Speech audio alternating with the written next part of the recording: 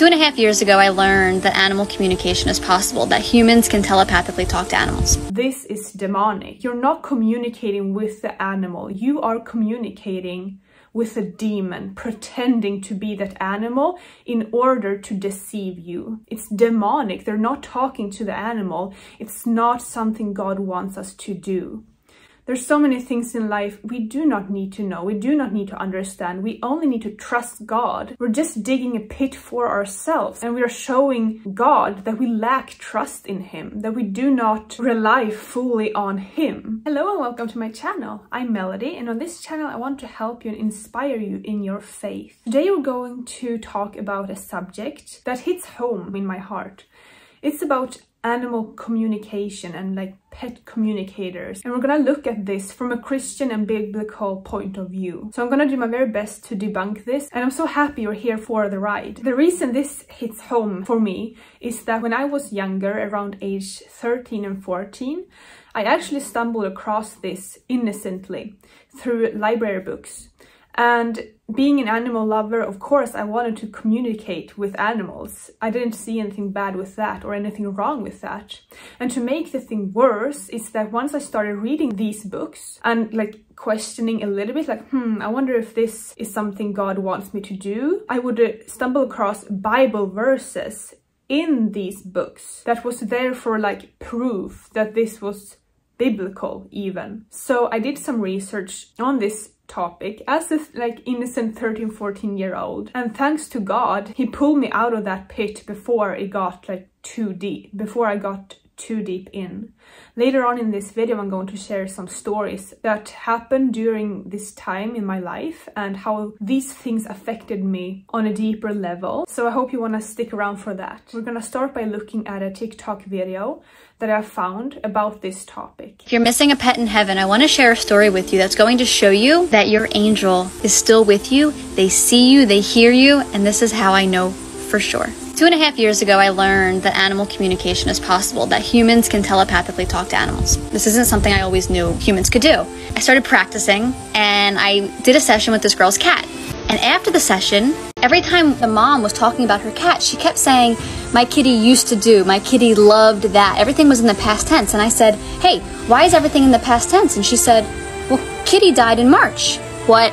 When I connected with this cat and she told me very specific details about her human's life right now, the cat died 4 months ago. I never would have tried connecting with this cat if I knew she had already passed, so I'm so thankful it happened the way it did. She's being deceived, and it breaks my heart because from this video at least, it seems like she's just innocently got drawn into this, just like I was on my way of doing as a young girl. For many of us, I think the supernatural seems very, very appealing, exciting, like something we want to be a part of. We want to experience supernatural things. We want to have some sort of superpower. And if you're an animal lover, this is a good way for Satan to get to you. So when I was 13 or 14 years old, something like that, I was searching for books to read in the library. I came across this book that sounded great. It said basically like how to communicate with animals. And being an animal lover, I thought, whoa, this sounds interesting. I'm gonna borrow it and read it. So I went home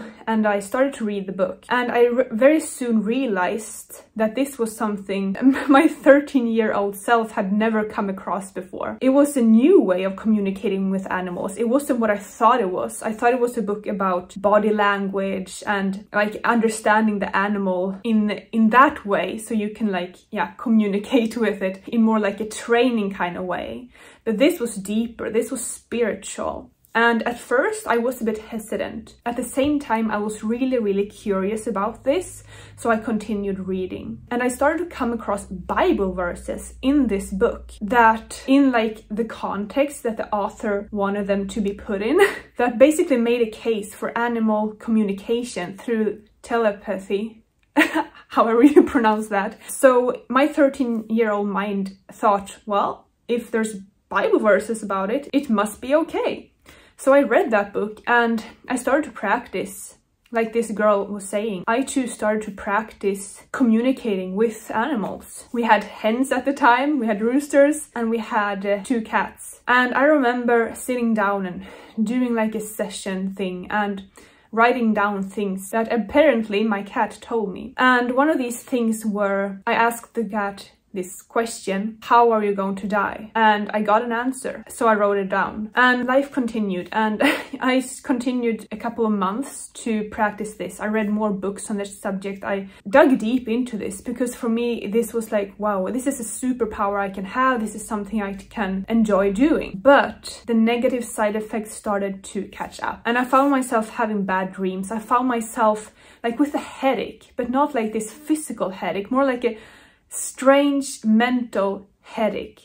I would like go outside and every time I came across an animal, like a bird or a squirrel or a dog, I would like get this strange pressure and headache, and I knew it was because of these things I was doing. So I started to actually seek God, and I remember Googling a Christian's approach to this. First, I read about someone that claimed to be Christian and they were doing these things.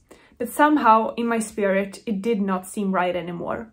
So I continued to do my research, and I soon realized that this is demonic. You cannot communicate with an animal in this way without it being demonic. You're not communicating with the animal. You are communicating with a demon, pretending to be that animal in order to deceive you. So back to the story of me communicating with my cat, asking the cat, when are you going to die? A couple of years later, I had like put all of this behind and repented from it and turned back to God. But I found that notebook. My cat had passed away just like a couple of weeks earlier. I found this notebook and I read my answer to the question that I had asked my cat, how are you going to die? And the answer was very specific. It said, on a blanket in the living room. Looking back, that cat did die on a blanket in the living room. When I saw that, it scared me.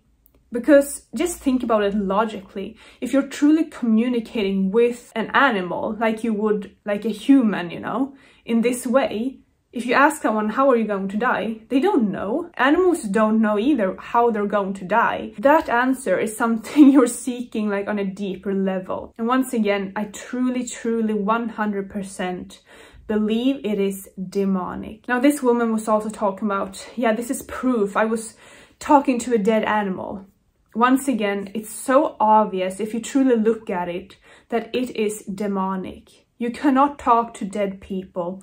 You cannot talk to dead animals. When we lose someone we love, we want answers. People come very close to animals just like they do humans, and that in that vulnerable position, they might say yes to one of these readings and like wanting this person that has superpowers to communicate and connect to that dead animal or human. But that is just so sad because it's not true comfort. It's not from God. It is demonic once again. Now, when it comes to the subject of what happens to animals when they die, I know people are very like on opposite ends on this, and I had my pastor tell me when I was younger that animals just die, they don't go to heaven.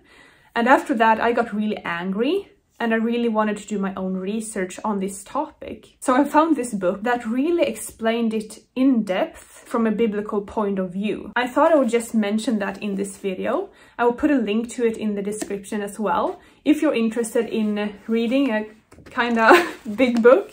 But it's very like eye-opening and it's really good. Of course, you know, test all things. If you're interested in knowing like, do animals go to heaven? Do dogs go to heaven? Like the book is called.